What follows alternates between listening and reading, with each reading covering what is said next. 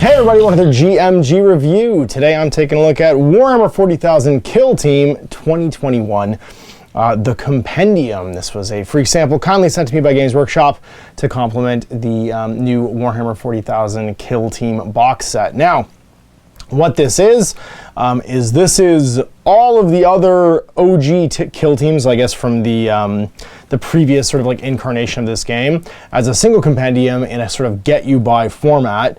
That introduces basically the rules for a bunch of units. You get your strategic and tactical ploys and unique equipment for those kill teams. So if you are a Warhammer 40,000 Kill Team fan, and you are already sort of like, you know, well equipped with tons of kill teams, this is basically going to allow you to play with them to complement the box, the new Operatives box that has just gone up for pre-order. So what do we got in here? Well, it is straight to the point. It's kill teams, data cards, ploys, and equipment. There is no fuss, no muss, no coconuts in here because it's just full of rules. So what I want to do with this, I could literally take forever going through the rules for every single model in the new kill team. I'm not going to do that. That would be a long, boring video that would probably not not be enjoyable to make or watch.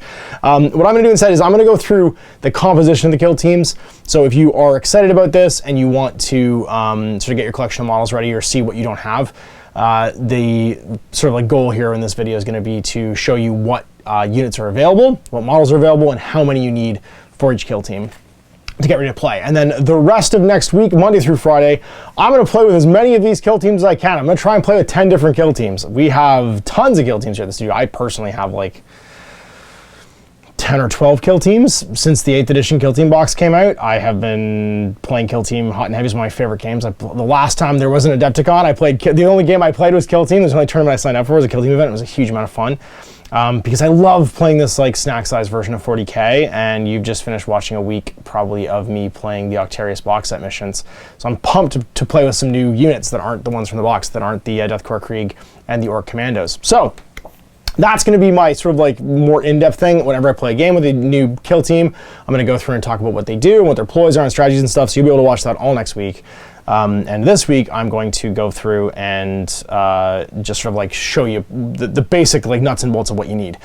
So to get sort of like the big kind of reveal about the change in kill team out of the way, there's not a lot of model picking anymore. So one of the previous sort of like strengths, I think, in kill team was if you liked a miniature and you'd convert up your sort of cool, unique miniature, you only needed one to play it in Kill Team. You could pick and choose models from all over the different units in the different ranges for the armies and kind of mix and match them. That's gone. So I do kind of want to get that out of the way. You typically need a unit now to play. And that was something that the Operatives box started off with, basically. You had a full unit of Deathcore Krieg and a full unit of Orcs facing off against each other. And there was some unit sort of like selection, but when you built the units, you kind of just got one of every specialist, because you can only take one of every specialist anyway. And you kind of had what you had. That is true in here as well. And let's take a look at what I mean. So a Space Marine kill team is a single fire team. So one fire team, much like the two in the Operatives box set, were single 10-man fire teams. Of 5 guys, and they all have to come from the same list. So it's 5 intercessors. So it's intercessor sergeant and 4 intercessors with a auto bolt rifle, or stalker bolt rifle. Now you could, I guess, separately equip them. So if you wanted to mix weapons in the unit, you can, which is something you can't do in 40k. But they all have to be intercessors, and that's your fire team. That's it. So you're getting 5 intercessors, or you're getting 5 assault intercessors, or 5 incursors, or 5 infiltrators, or 5 reavers, or 5 heavy intercessors. 4 heavy intercessors. So not even all of them.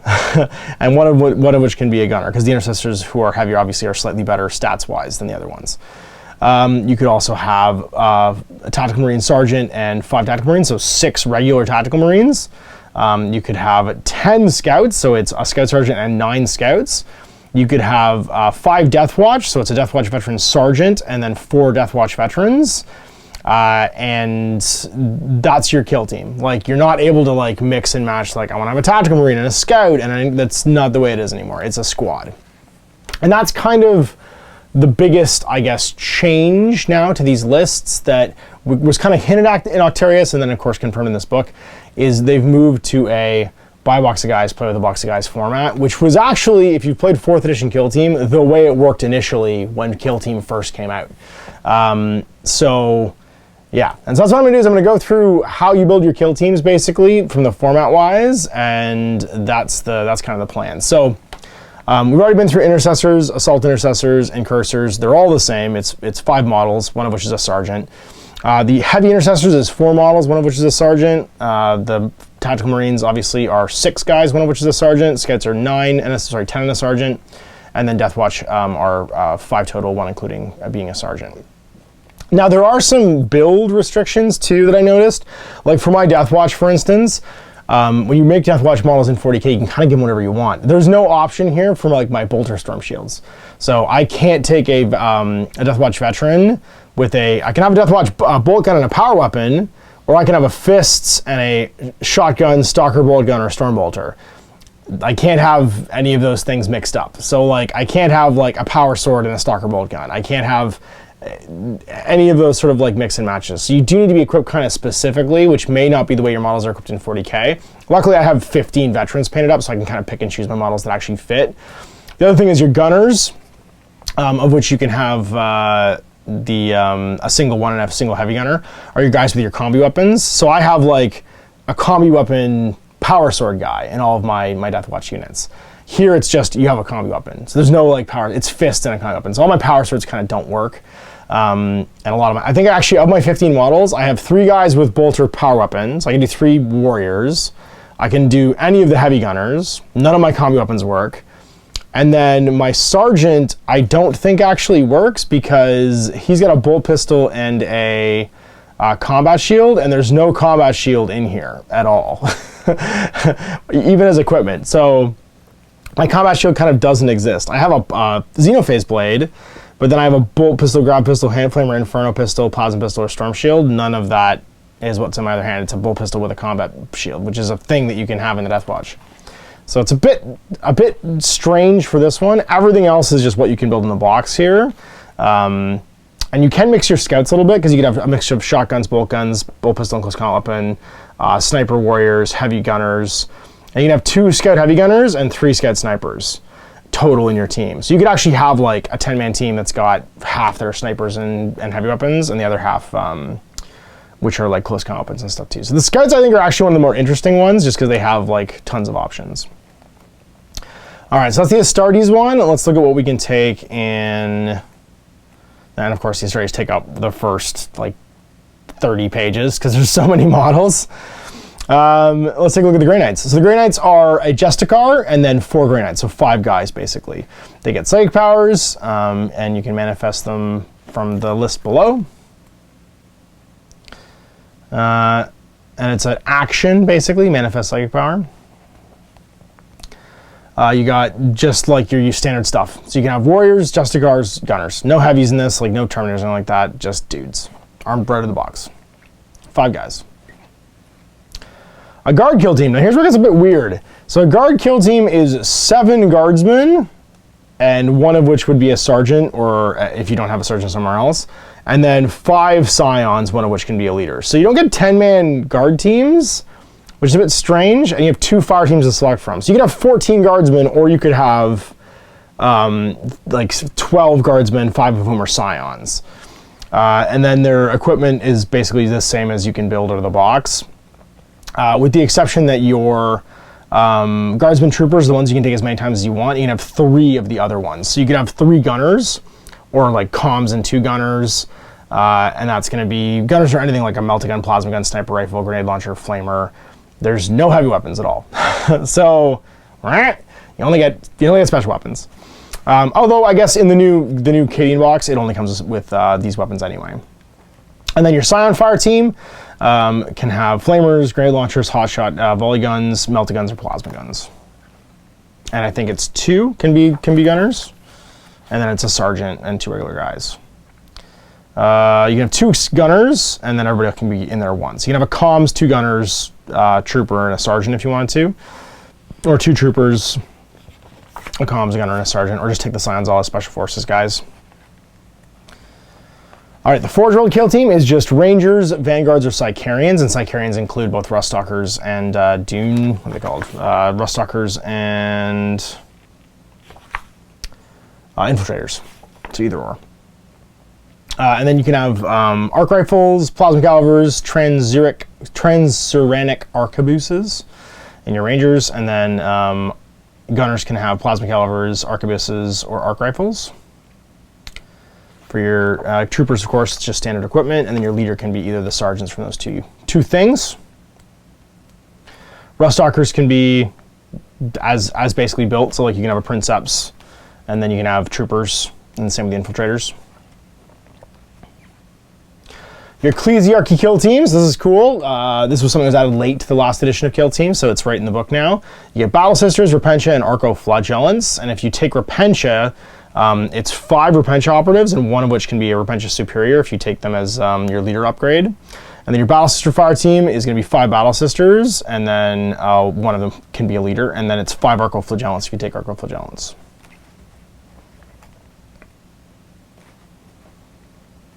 We got our Talon's Emperor kill team. It's 2 Custodians, one of whom can be a leader, and 5 Sisters of Silence, of which one can be a leader. So you only get, and you do get 2 fire teams actually.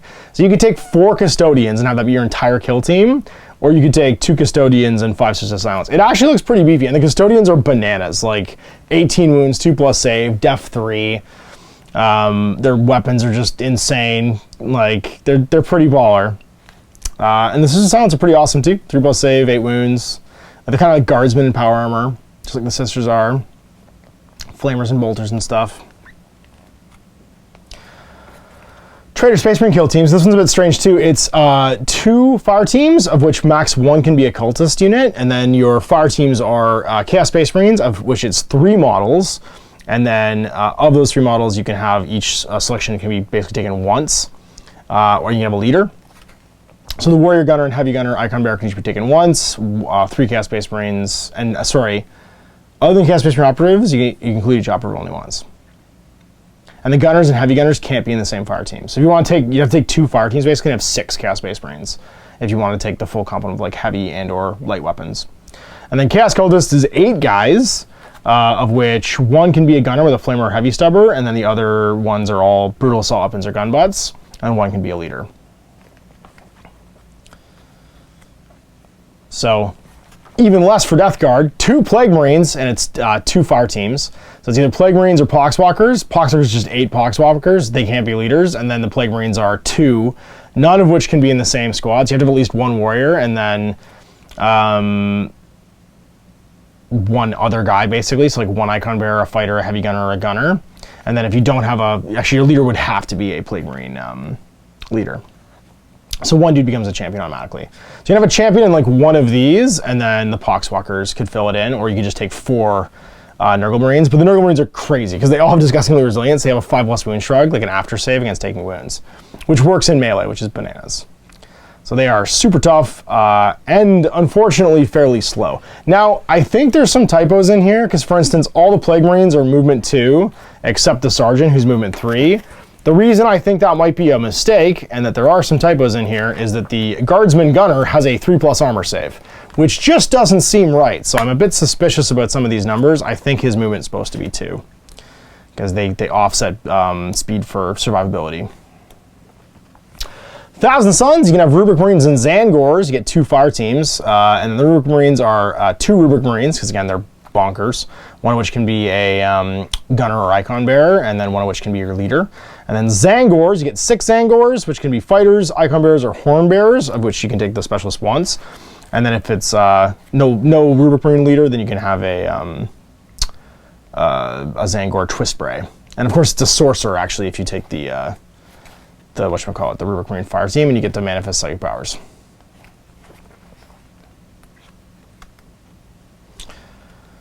What else we got? Chaos Demon kill teams. You get 2 fire teams of either Bloodletters, Plague Bearers, Demonettes, Pink Horrors, and Blue Horrors. But you can have a max of 1 Blue Horrors unit in your kill team, which is weird because Pink Horrors split into Blue Horrors.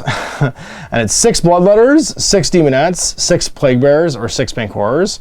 I have to say, Slanesh is pleased that everything is 6s. And then a Blue Horror fire team contains 8 Blue Horrors. So I guess I'm pretty sure your Pink Horrors don't split then. Pink Horrors, Instrument of Chaos. Yeah, they don't split. They just die. So you just buy blue horrors basically to back up your pink horrors. And then Brimstone Horrors. I actually am not sure how they show up, but they must. Oh, split. There we go. There's a tactical ploy. When a pink horror operative is incapacitated for 2 CPs, or when a friendly blue horror operative is incapacitated for 1 CP, before they're removed from the battlefield, set up 2 blue horrors. As close to possible and not with an engagement. And then before a blue horror is destroyed, you can set up a Brimstone Horror. So you can actually make more, or you can just buy them. But it costs you CPs. And then Craft Worlds, you know, Guardian Defenders, Storm Guardians, Rangers, and Dire Avengers. Guardian Defender fire team includes 5 Guardian Defender operatives. It's a warrior, heavy gunner, heavy weapon platform, and you can also take a leader. And then Storm Guardians are 5, which can be a warrior, gunner, or leader. Rangers are only 4 operatives, but there's a good reason for that, because they all have silent sniper rifles, which means that they can be concealed all the time and still shoot. And their camo cloaks don't remove the elevated advantage, which is crazy. They just do like dashes and attack people. Dire Avenger fire teams are 4 Dire Avengers, and again, they are bonkers. Their guns are amazing. They all have the rending rule. I've already played against them, and they're nuts. So you don't get as many, but you have really, really good dudes. And they're really hard to hit back against because they can always be concealed.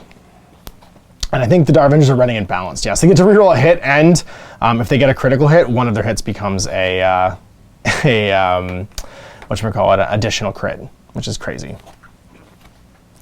Dire Avenger Exarch, also crazy, because he's what you take if you get him as a leader. A Comrade kill team is just Cabalite Warriors and Witches. It's 5 Cabalite Warriors, which can be a warrior, gunner, heavy gunner, which can each be taken once. But I think they can only include 1 heavy gunner, but you can have 2 gunners. If your kill team does not include any leaders, you get a Sybarite, and the same with the Witches. It's Witch Warriors and Witch Fighters that have like Hydra Gauntlets, Razor Flails, or Shard and Impaler. And then you can get a Hecatrix if you don't have the leader from the other fire team. And it's 2 fire teams in this one. So most of like the non-Space Marines are 2 fire teams, except for the Chaos Space Marines, because they all have like a cultist or a demon thing they can take. And even like the custodians can take as 2 fire teams because they're just so heavy. They get like a tiny group and then like a lighter backup. And we got Harlequins. It's a player leader, and then 7 troop operatives. You actually get 8 guys in the Harlequins, which is pretty cool. And then you can have up to 2 player gunners, and everyone else is just a warrior. Their guns are, again, insane, but very short range. Like, the fusion gun's only 3-inch range. Nerd Disruptors are only 6-inch range. So they're hard to get, like, too murdery with. The stock Greenston kill team is Boys, Clan Commandos, and Specialist. It's a max of 1 per kill team. And that's going to be a Boys fire team, which is 5 boys, which will be Shooter or Sluggas. And then a single boy gunner, which is Big Shooter rocket launcher. And then you can have a knob.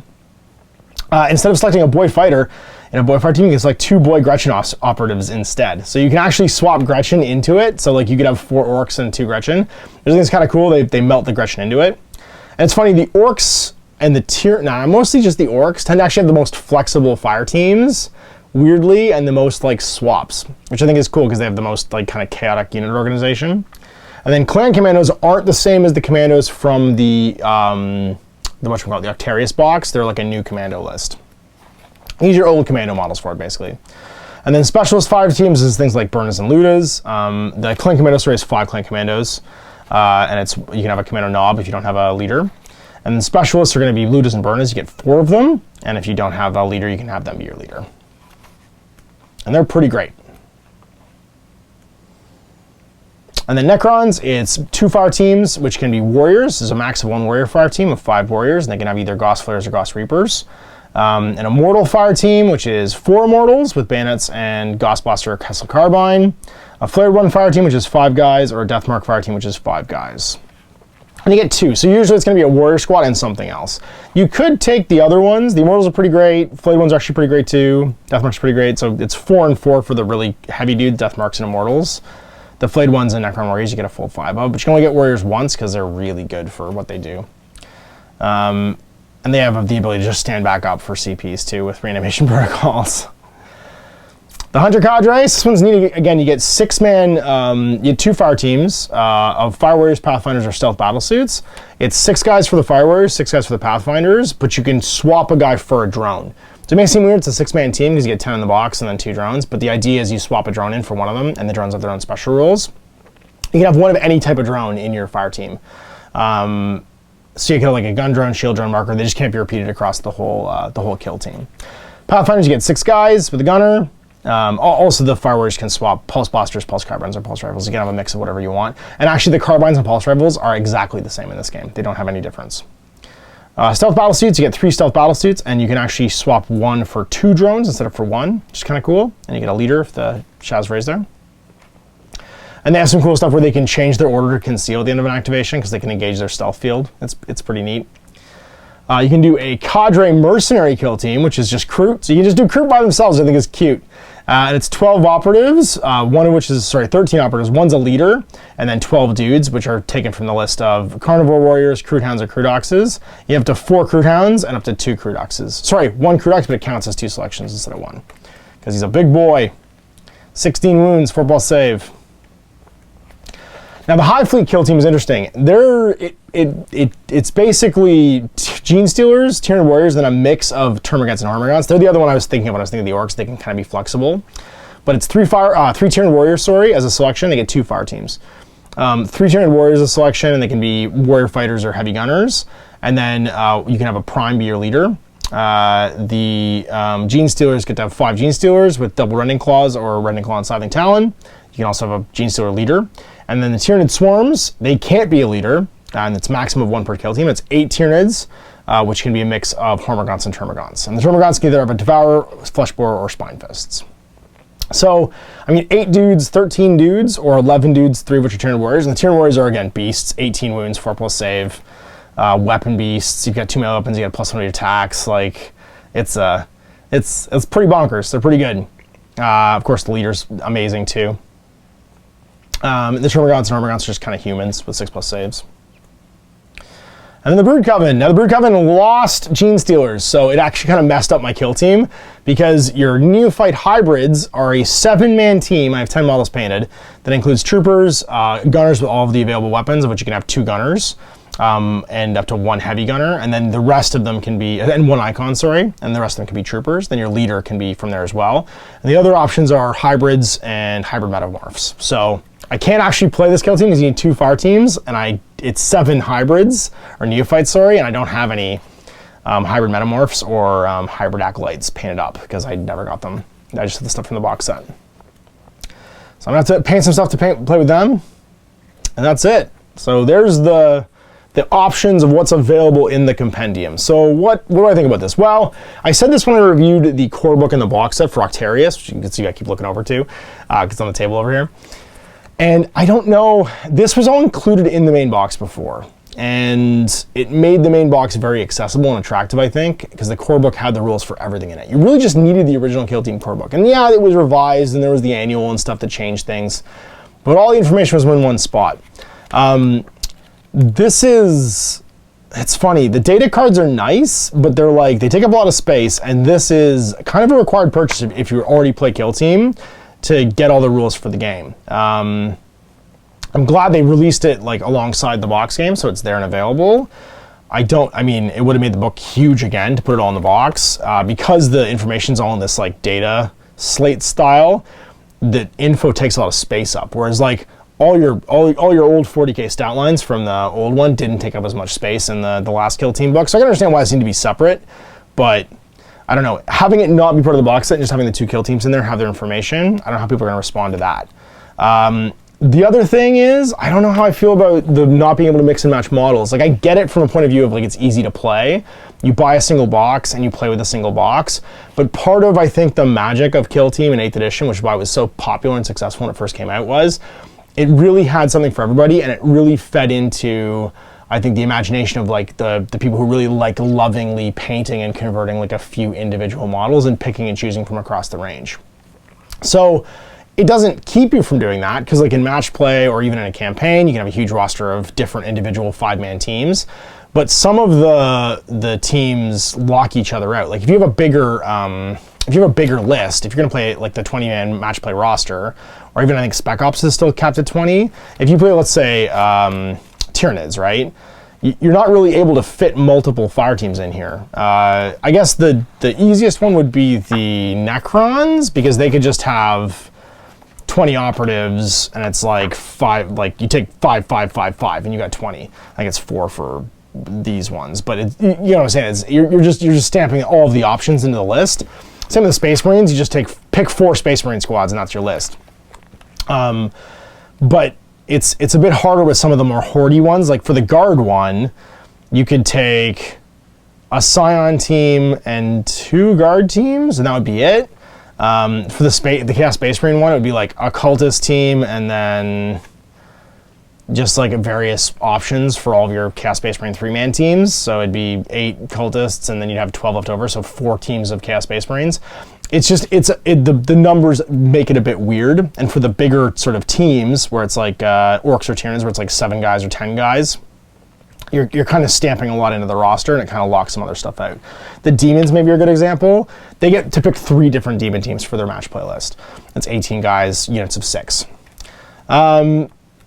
Yeah, so I mean, it's a big change as far as just like sort of like the customization and openness of the game itself, being able to not sort of like cherry pick models that you like and paint them.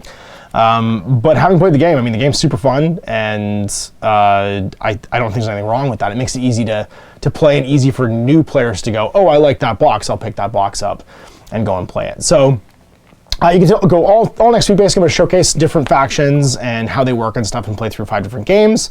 And you'll be able to watch that starting on Monday, and check out all of the, well, as many as I can stick in, basically, factions for Kill Team. I don't know if you can tell, but I'm very excited about Kill Team, and so I've just dedicated 2 weeks to it.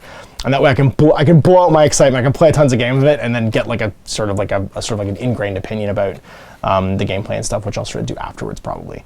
Playing through as many games as I can. So big thanks for watching. Hope you enjoyed this. Big thanks for Games Workshop for sending along. Till next time, Mash. Capital Gaming. I hope you enjoyed that video. If you want to support the channel, of course, like and subscribe, and hit the little bell below so you get notifications when I post future content. I do post stuff 7 days a week. If you want to support the channel further, you can, of course, buy a t-shirt through Spreadshirt, buy a measuring gauge or objective markers from Death Ray Designs, or, of course, most importantly, there is Patreon. Patreon is what makes all this possible, keeps the lights on, pays for the studio costs, pays for the equipment, model costs, and everything else, and most importantly, puts food in my kids' bellies and a roof over their heads. Big thanks to everyone, past, future, who supported me. I do this stuff because of you guys, and of course, I will continue doing it as long as I can.